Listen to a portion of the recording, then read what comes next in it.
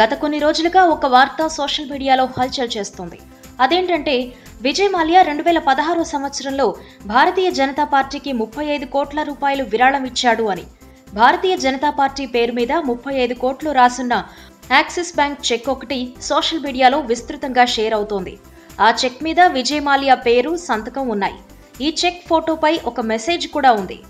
ఆ మెసేజ్ సారాంశం విజయ్ మాల్యా 2016 సంవత్సరంలో భారతీయ జనతా పార్టీకి 35 కోట్లు ఇచ్చారు అని. ఇది భారత ప్రజల సొమ్ము. ఈ డబ్బు తీసుకున్న భారతీయ జనతా పార్టీని 2019 ఎన్నికలలో ఓడించి ప్రజలు బుద్ధి చెబుతారు.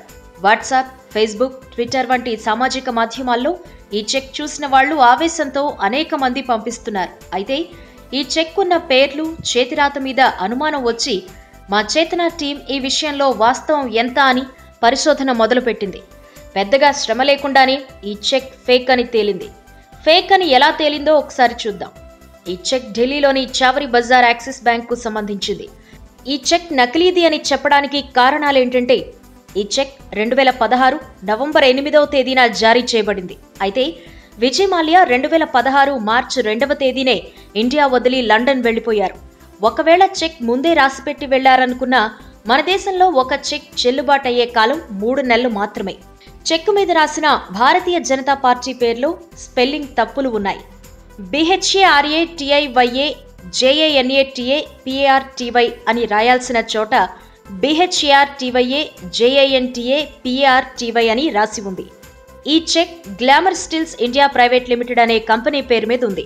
ఈ చెక్ పై విజయ్ మాల్యా పేరు మీద సంతకం ఉంది.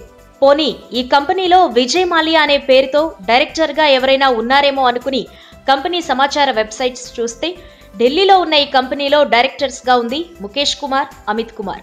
సంతకం దగ్గర విజయ్ మాల్యా అనే పేరు రాసి వదిలేశారు. అలాగే బ్యాంకులకు టోకరా ఇచ్చి కింగ్ ఫిషర్ విజయ్ మాల్యా డైరెక్టర్గా ఉన్న 10 కంపెనీల్లో ఈ కంపెనీ లేదు. మరో విషయం ఏంటి అంటే గ్లామర్ స్టీల్స్ అనే కంపెనీ బకన్ స్టీల్స్గా పేరు మార్చుకుంది కూడా.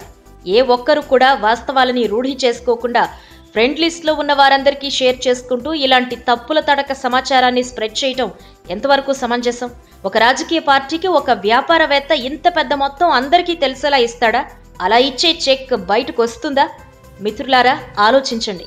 ఇలాంటి ఫేక్ సమాచారంపై మనం ఎంత సమయం వృధా చేస్తున్నామో, ఇతరులకి సమయం ఎంత వృధా చేస్తున్నామో. ఈ వీడియో మీకు నచ్చినట్టయితే లైక్ చేయండి, షేర్ చేయండి. మరిన్ని ఇంట్రెస్టింగ్ వీడియోస్ చూడడానికి మా ఛానల్ కు తప్పక సబ్స్క్రైబ్ అవ్వండి.